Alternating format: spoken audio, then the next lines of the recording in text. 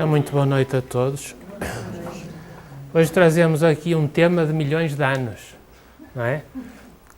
Sabem que na ótica da doutrina espírita, antes de sermos um psiquismo com esta complexidade, não é?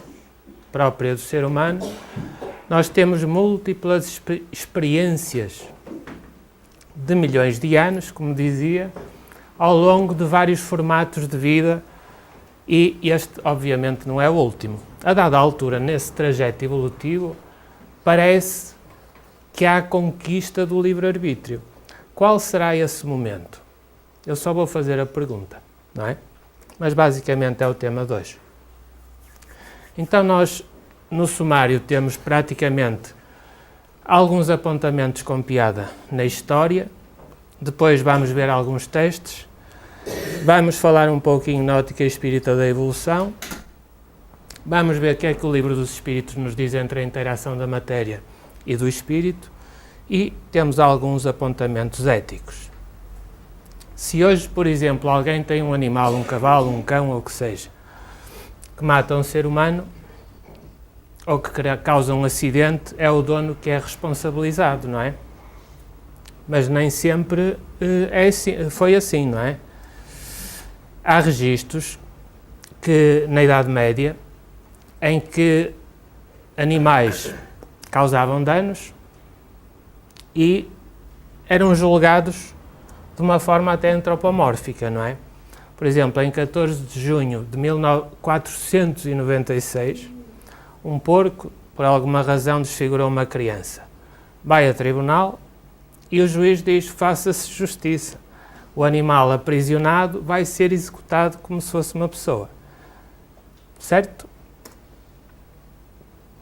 Há inclusivamente registros na França e na Suíça de cerca de 85 animais que foram julgados em tribunal porque feriram com gravidade humanos ou danificaram bens. E por vezes até eram excomungados pela Igreja. O assunto era sério.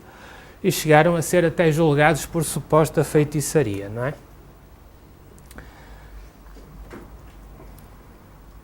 Se nós virmos em milhões de anos a evolução das espécies, não é?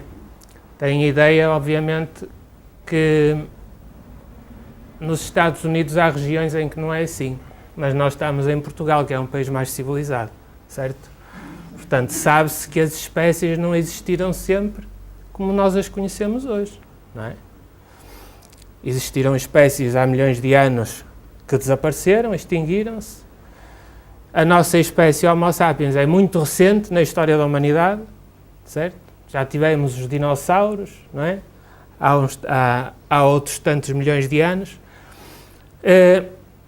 Mas na ótica espírita, dizem-nos os amigos espirituais, que chega uma altura nesse percurso de conquistas demoradas em que nós temos consciência de nós próprios, passamos do pensamento descontínuo para o pensamento contínuo e começamos a ter noção de que somos responsáveis pelas nossas opções, pelo nosso livre-arbítrio, não é?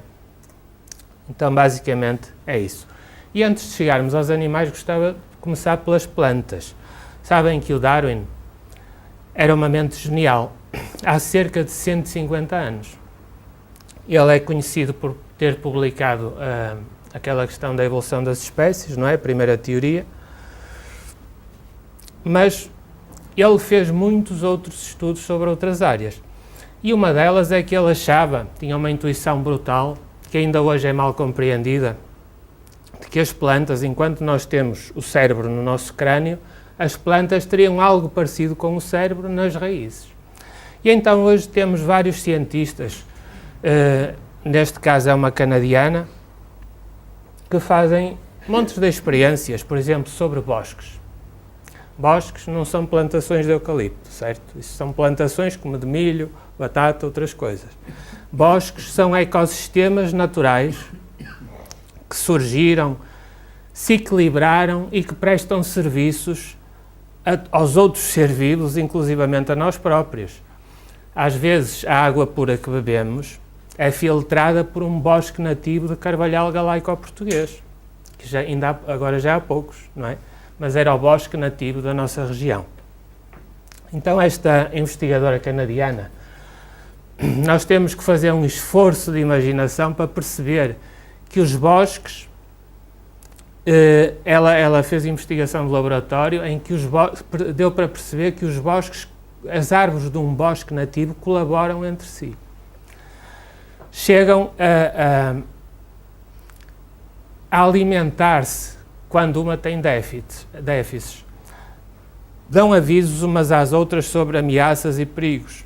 Portanto, enquanto antigamente se pensava na busca pela luz, na competição, hoje em dia os cientistas percebem que há um sistema de cooperação, não é? Nós não vamos dizer que as árvores sabem que estão a ajudar-se umas às outras, mas isto é um campo em aberto e ainda se sabe muito pouco. Tudo de acordo com uma questão de sobrevivência, não é? Isto acaba por se ligar a outras experiências. Esta é a última experiência com plantas, depois vamos para a bicharada. Em que, por exemplo, no Kruger, naquele parque da África do Sul, a dada altura começaram a ver, no segunda metade do século XX, que havia antílopes que apareciam mortos na pradaria, na savana, não é? E os guardas investigavam, não viam mordedura, não viam picada de cobra, não viam nada. Até que aquilo teve que ir para a universidade, para a investigação, não é? E então o que aconteceu foi que eles descobriram que as acácias, que eram as árvores que eles iam mordiscando, se a brisa vinha, por exemplo, da minha esquerda para a direita, e a manada de herbívoros vinha também nesta direção, e eles ao mordiscarem as acácias, as primeiras acácias mordiscadas pelos herbívoros, e soltavam um gás, aumentavam o tanino e produziam etileno. E esse gás era levado pela brisa e havia receptores nas árvores vizinhas, nas acácias vizinhas, que iam antecipar, antes de ser mordidas, a produção de tóxico, não é? E quando os antílopes chegavam a morder essas acácias, já elas estavam a bombar ali assim tóxicos, a ponto de os conseguirem envenenar e matar, não é? Portanto, as próprias árvores comunicam não só pelas raízes, mas pela própria atmosfera, não é? Depois não é só a questão do livre-arbítrio, não é? É também a questão da vontade, que é outra coisa. Os animais, os outros animais, serão assim tão desprovidos de vontade como nós costumamos imaginar.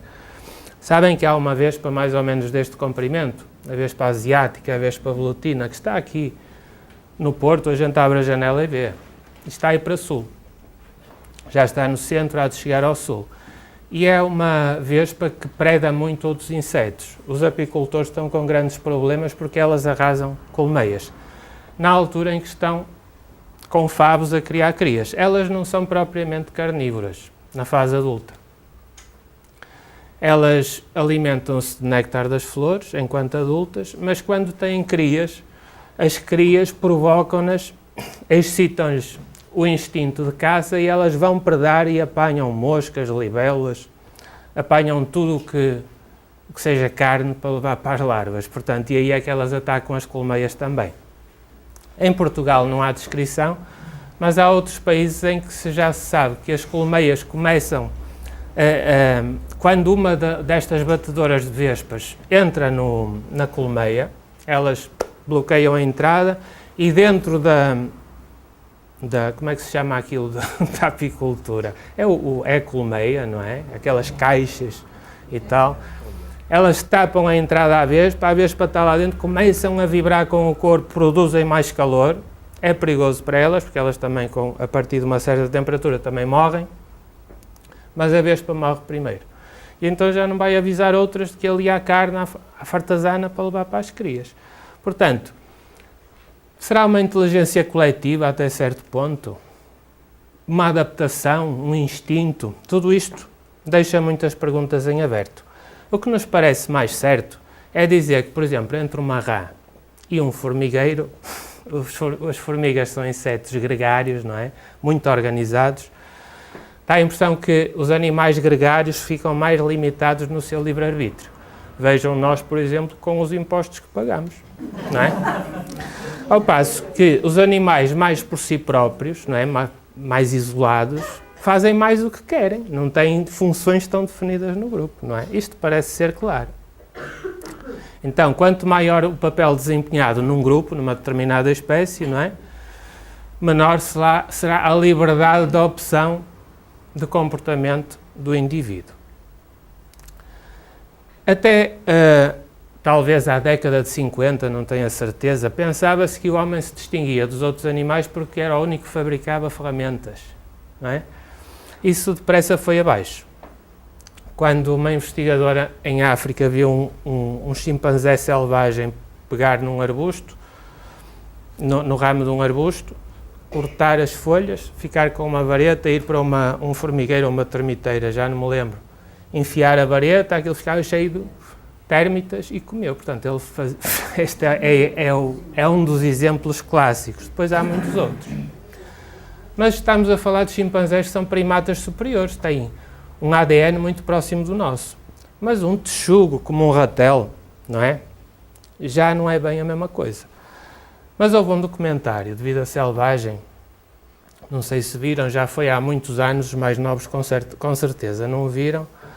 Eu lembro-me de ver assim num barranco de terra, ninhos de abelharucos.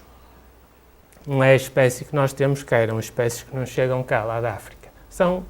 Fazem ninhos que são buracos assim no barro, na terra, e fazem em conjunto. Então a Raquel devia estar com fome e cria as crias do abelharuco no ninho. E não é que ele vê um tronco oco ali ao lado, tipo um banquinho, não é? E sem ninguém lhe ensinar, vai buscar o tronquinho, sobe ao tronco, põe-se nas patas traseiras e chega a um dos ninhos mais baixos e come frango, não é? No caso, abelharuco. Ele usou também espontaneamente uma ferramenta e deduz que haja ali um processo de inteligência, seja por ter observado alguém da espécie dele ou de outra espécie a fazer o mesmo, ou então por iniciativa própria. Mas isso não é inteligência, não é? Foi buscar uma escada. Entretanto, em 2012, um grupo de cientistas declarou na Universidade de Cambridge, isto esteve na imprensa, não é? Que os mamíferos e as aves têm consciência. E não só, também polvos e outros seres. Consciência de si. E eles baseiam-se, sobretudo, por questões anatómicas, não é? Bastam as questões anatómicas para eles fazerem essa afirmação. Entre as aves, há espécies da família dos corvídeos que são especialmente inteligentes. De qualquer forma, e nós já vamos ver uma coisa aí a seguir muito interessante, subjacente a todos estes comportamentos que falamos e a maior parte dos que não falamos, podem supor-se diversos níveis de liberdade, linguagem, de instinto, de emoção, de vontade, de inteligência e também, em alguns casos, de consciência de si, não é? A maior parte das pessoas não gosta de ratos, embora eles sejam mamíferos como nós. Esta cientista, esta neurobióloga da Universidade de Chicago, dos Estados Unidos, publicou uma investigação em que fez experiências com ratos de laboratório em que aprisionava num contentor, digamos assim, numa gaiola, e depois metia outro e dava-lhe a opção de libertar o que estava aprisionado com um quadradinho de chocolate ao lado. E ela verificou, sobretudo entre as fêmeas, que a esmagadora maioria, antes de comer o chocolate, ia libertar o outro rato, não é? Então, levanta-se a hipótese de eles terem compaixão, não é? Quem é que não gosta de guloseimas? Se a gente gosta, os ratos também gostam. É a questão do queijo na armadilha, não é? Aquela imagem clássica. Então, estão a ver que houve 7 machos que se baldaram e comeram primeiro chocolate e depois é que foram libertar o rato. Eu acho que as fêmeas têm outro tipo de empatia, digamos assim. Isto também acontece noutras áreas no ser humano. Bem, isto é muito interessante, não é? Será alguma forma de compaixão, não é? Eu como chocolate, mas também não me sinto bem a ver o outro ali no contentor cilíndrico, não é? Não pode ser. Que é muito interessante. Conhecem a pega rabuda? Tem um nome científico muito interessante, é pica-pica. E pica. É latim. Então, os cientistas sabem que ela, ao ver-se no espelho, sabe que é ela própria. Os cães que eu tive nunca souberam que eram eles. Certo? Há muitas outras aves que também se veem no retrovisor dos carros, nos parques de estacionamento, e andam para ali a defecar, sobretudo na altura da nidificação, porque acham que estão a atingir o rival. Não se percebem que são elas. Mas a pega rabuda é um dos corvídeos da nossa avifauna, não é? E ela conhece, sabe que é ela própria. Eu queria passar aqui assim um teste que está no YouTube da internet, a ver se isto arranca assim, senão vou ter que sair do PowerPoint para passar. Que é rápido, é uma investigação de comportamento com umas gralhas asiáticas. As gralhas também são da família dos corvídeos. It has already been proved that some species of monkeys use tools. Now it's the crow's turn. A simple experiment in the aviary shows how cleverly and inventively these New Caledonian crows use tools.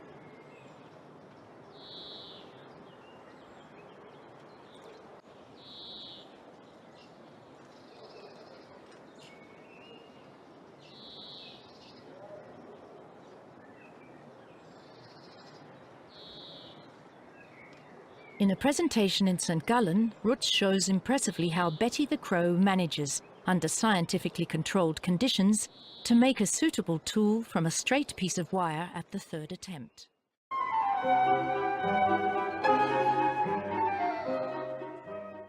All right, can I stay in here? Absolutely, you can sit and watch and Right. we'll see what happens. Come on then, send in your mastermind because it's going to need that.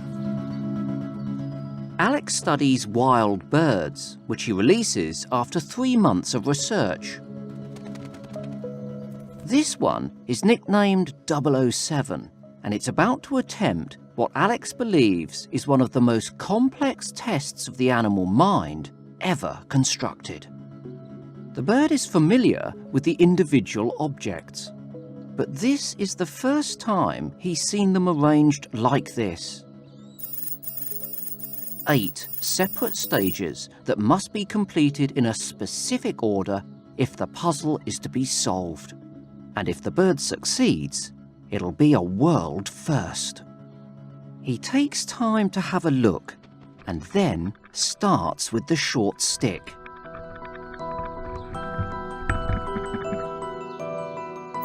Stage 1. He finds it's too short to reach the food. He then sets off to get the first stone.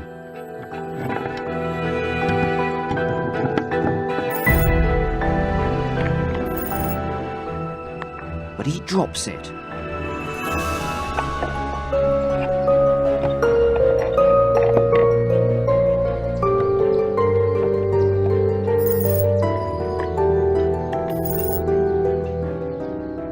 And another. He seems to be stuck. But then, something seems to click. He deploys the first stone.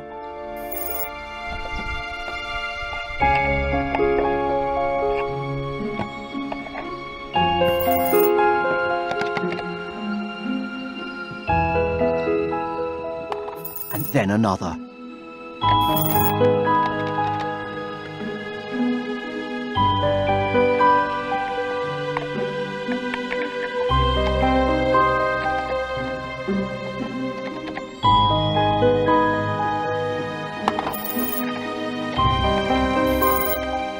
Got it. The 8th and final stage.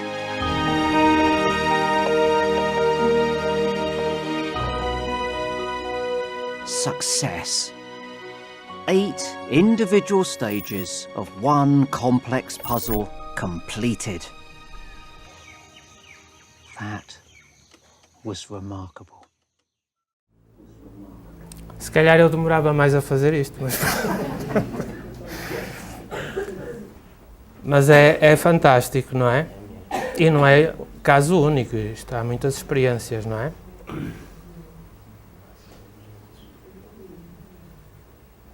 Muito bem. Então temos duas óticas, não é? Na ótica materialista, nós vemos o ADN, que é a molécula da hereditariedade, como um programa que predetermina e define os papéis a cumprir, com um comportamento mais ou menos automático, influenciado pelo meio ambiente, não é? Numa ótica espiritualista, nós vemos na mesma o ADN, mas condiciona e define papéis a cumprir, articulado com a vontade do ser espiritual num roteiro evolutivo, não é? Já é um pouco diferente. No Livro dos Espíritos pergunta-se: a matéria chega a influenciar o espírito? Questão 846. É inegável que sobre o espírito exerce influência a matéria, que pode embaraçar-lhe as manifestações. Daí vem que, nos mundos onde os corpos são menos materiais do que na Terra, as faculdades se desdobram mais livremente. Porém, o instrumento não dá a faculdade, não é? Não determina, mas condiciona. Então, num desenho assim muito simples, se nós fizermos o tal percurso, a linha do tempo em milhões de anos, nós vemos o princípio inteligente, que há de ser o espírito, não é? A sofrer montes de estímulos de situações exteriores, a reagir, não é? Dominado sobretudo pelo instinto, a elaborar-se, a complexificar-se, com uma predominância enorme do instinto sobre a inteligência que vagarosamente se vai desenvolvendo. Aqui vamos ver a inteligência apenas como uma capacidade genérica de resolver problemas. Não vamos referir as outras inteligências. E neste processo, há de chegar uma altura em que o instinto coexiste com a inteligência, com a liberdade consciente de optar, mas há de começar a ser reduzido, não é? E então, a dada altura, nós vemos o livre-arbítrio. Nós poderíamos dizer que a gralha de há bocado tinha livre-arbítrio. A inteligência, de alguma forma, está relacionada com isso, não é? Começa a surgir ali uma opção, uma noção de optar, não é? De solucionar. É evidente que o sentido de responsabilidade pelos nossos atos surge um pouco mais à frente, não é?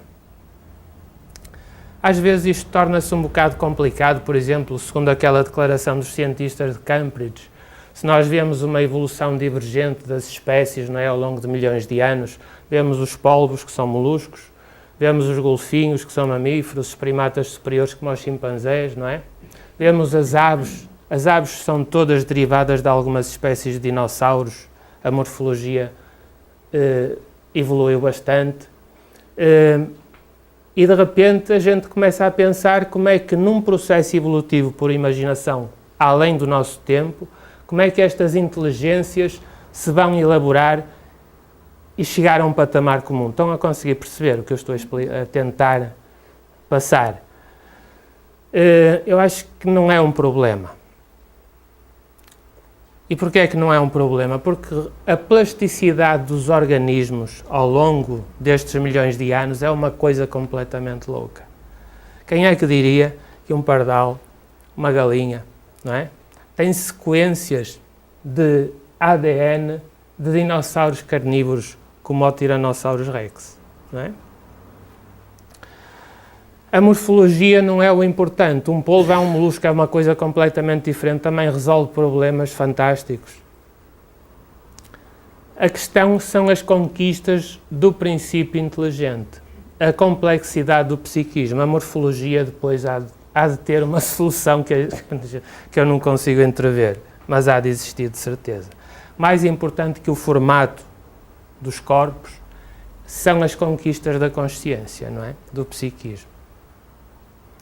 Então, para concluir, nós vemos que o instinto é uma defesa nas fases primárias e no presente, porque é automático, é certeiro, não é? É infalível. Ele predispõe-nos a cumprir programas, papéis, comportamentos que têm a ver com a função que desempenhamos no meio, não é? Depois começam, como tudo se liga na natureza, não é? Não há saltos. Começam a desenhar-se no psiquismo as capacidades de resolver problemas mais complexos, de se avaliar, de se autoconhecer, não é? E começam a surgir as várias inteligências. E vemos o livre-arbítrio como uma conquista fantástica, que é voluntário, depende da nossa vontade, é falível, a gente erra. Acho que o Cavaco Silva não errava, não é? Ele disse isso uma vez, acho que se enganou. Mas a gente erra, é normal errar, e é evidente que somos responsáveis pelo que fazemos. Mais uma vez o Livro dos Espíritos. Tem o homem o livre-arbítrio dos seus atos, pois que tem a liberdade de pensar. Tem igualmente a de fazer. Sem o livre-arbítrio, o homem seria uma máquina. Não é? Faz todo sentido. Mas é um livre-arbítrio condicionado pelas leis da natureza, que tem a função de nos educar, não é? Então nós vemos o livre-arbítrio como uma faculdade fantástica que está ao nosso dispor para nós ganharmos a experiência. Nós temos aqui um modelo muito simples, que faz parte da vida de todos nós, que é adquirir conhecimento por tentativa e erro. Até a inteligência artificial dos robôs faz isto. Há outros processos, mas este é um dos mais simples. Quando nós tentamos e erramos, o erro só por si não é uma calamidade, por muito grave que seja, não é? Porque se nós não errarmos, nós nunca vamos aprender. Eu quando era miúdo e me ensinaram a andar de bicicleta, eu dei de muitos tombos de início, para aprender a atinar com a lei da gravidade, não é? Tenho cicatrizes nos joelhos, ainda. Mas é com esses desequilíbrios que a gente aprende a equilibrar-se, não é? E quando fui para a escola, as primeiras cópias tinham erros, suponho eu. Quando vieram os ditados, eram erros às paletes, não é? Até que, quando a gente identifica o erro, fica a perceber como é que se escreve direito. Hoje dificilmente dou um erro. Não digo isto de forma inconsciente. Já fui profissional de revisão de língua portuguesa, portanto não dou mesmo. É difícil. Embora possa errar. O problema é que nós, na fase evolutiva em que estamos muito mal habituados a lidar com o nosso livre-arbítrio. E criamos um monstro que é a culpa, não é? E nós vemos isso tanto no plano físico como também no plano espiritual. Quando nas reuniões mediúnicas que existem nas associações espíritas normalmente, às tantas há um espírito desencarnado que se manifesta com a consciência muito atribulada, gente da pesada, que secou essa fase de crueldade, digamos assim, e se dá conta do que andou a fazer, chega a dizer no processo de esclarecimento que já sofreu muito, já sofreu muito no plano espiritual, já pagou uma boa parte das asneiras que fez. Não é assim que isto funciona. Mas a nossa mente vive muito na pena de talião, não é? O importante é pensar que, por muitos graves sejam os nossos erros, a vida vai trazer-nos oportunidades de compensação da consciência, não é? Infinitas. Quando menos esperarmos.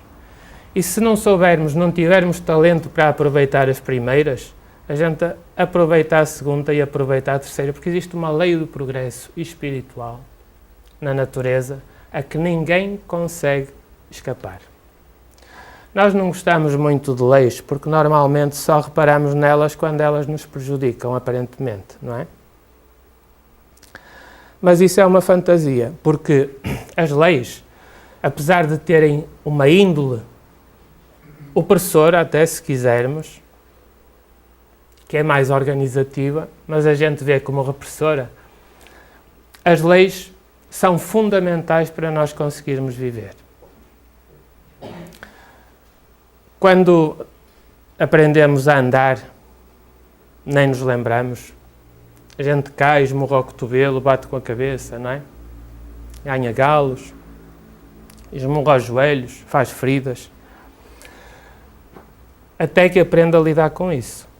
Mas se nós, a dada altura, tivéssemos um botão em que clicamos e a lei da gravidade deixa de existir, é ela também que nos faz cair quando estamos a aprender a andar, o que é que ia acontecer? Eu ia ter aqui o computador, ia carregar na tecla e ele começava-me a vagar. Eu não tinha mesa, nós não tínhamos oxigênio para respirar sequer, não é? Imagina eu a comer a sopa. Vou comer a sopa e a sopa começa-me a espalhar aqui e eu começo a... Não dá. Olha, as cadeiras começavam a andar aí pelo ar. A gente queria sentar atrás das cadeiras. Não pode ser. As leis da natureza existem. Têm este aspecto de nos chumbar ao solo, mas é a forma possível e melhor que nós temos de nos organizarmos na nossa experiência, não é? Então, esta questão da culpa é mais um fardo que a gente atira para cima de nós quando temos consciência dos nossos erros e a gente quer se punir, não é?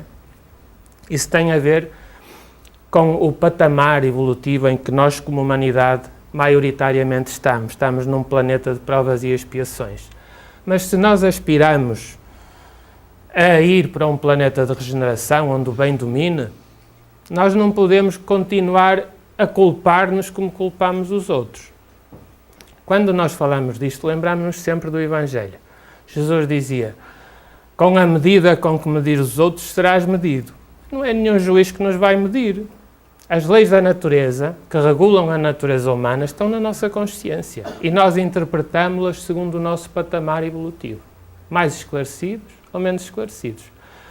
Num planeta primitivo de provas e expiações, nós aplicamos em nós a forma como vemos os outros. Se nós somos cruéis no dia-a-dia com outra malta, fulano já sentou-se, nem me pediu para eu sentar primeiro, não sei o que mais. Fulano tal podia-me ter dado autorizado para sair mais cedo, mas não, olha, chefe, quis que eu ficasse até a horinha para picar o ponto, sacana e tal. Quando a gente, e coisas bem piores, não é? Quando nós medimos os outros com exigência, quando chegar a nossa altura de nos autoavaliarmos, isso vai acontecer mais tarde ou mais cedo, a gente vai aplicar o mesmo metro. Daí que Jesus dissesse, com a medida com que medir os outros, serás medido. Então é muito importante a gente pegar numa pá e deitar pasadas de tolerância no comportamento dos outros, sobretudo em casa, não é? Com o cônjuge, com os pais, com os filhos. Porque se a gente ganha o hábito, quando chegar à altura da gente olhar para nós próprios, isso vai acontecer. Com todos. Mais tarde ou mais cedo, a gente vai com mais cuidadinho examinar aquilo que andou a fazer, com distração ou não. Não é? Portanto, a culpa acaba por ser uma forma de masoquismo. Temos de ser práticos e racionais. Eu fiz asneira, fiz burrada mesmo. A gente tem que assumir o erro. Olha, fiz burrada. Se eu não consigo compensar agora, vou ficar atento. Não é? Primeiro, não repetir o erro. É um ato de inteligência. A burrice está em repetir sempre os mesmos erros. Não é? Porque a gente devia aprender de início. E a partir daí tudo fica mais fácil. Claro que com o livre-arbítrio nós temos responsabilidade, não é? Mas não o devemos ver como um ato de punição, de cataclismo. Temos que ver isso como uma oportunidade de aprender, não é? Faz sentido isto, inclusivamente no plano espiritual. Então é uma forma de nós nos libertarmos, para nos predispormos para patamares mais esclarecidos, não é? Acho que isto é muito interessante a nível das relações humanas. Para concluir, gostava só, já que estivemos a falar um pouco da natureza, de também ter noção de que os nossos hábitos também podem criar dano de uma forma exponencial coletiva à escola em que estamos matriculados, não é? A gente vem aqui, vem a uma bolsa de estudo. Nós não somos daqui, não é? A gente vem para uma experiência, tem a benção do esquecimento, para se organizar melhor nas aprendizagens, mas chega uma altura em que a bolsa de estudo acaba, é bom que a gente aproveite a oportunidade, não é quando a gente quer, é quando é possível, não é? Que se vem. Então, quando a gente voltar, é bom que não encontremos isto muito estragado. Então é muito importante a gente perceber que a natureza não é uma coisa meramente bucólica. É a natureza que nos dá o oxigênio que estamos a respirar. Uma parte massiva da nossa respiração deve-se a pequenos seres, a pequenas plantas nos oceanos que fazem fotossíntese. Que é o fitoplâncton, não é? Usam a energia solar para produzir açúcar, basicamente o seu alimento, e libertam oxigênio, absorvem CO2, não é? As plantas também fazem isso, mas nós dependemos da natureza. A água começa a ir à vida, não é? Isto sempre foi uma região de muita água, riquíssima. Se nós destruirmos as esponjas naturais que retêm a água da chuva, a purificam e a vão soltando lentamente por gravidade para os vales, para as fontes, como antigamente, na minha infância eu me lembro, há fontes a secar, a água potável deixa de existir. E depois vem o chico esperto lá fora na rua dizer: há muita água no mar, inventou uma máquina que purifica a água, mas depois só os ricos é que podem beber, não é? Portanto, também é bom que, de acordo com a lei de conservação que está no livro 3º do Livro dos Espíritos, nós também equilibremos os nossos hábitos numa perspectiva o mais possível próxima da sustentabilidade dos recursos naturais de que todos dependemos. Eu isto fazia questão de dizer, porque é realmente importante. Então era esta a mensagem que hoje trazia.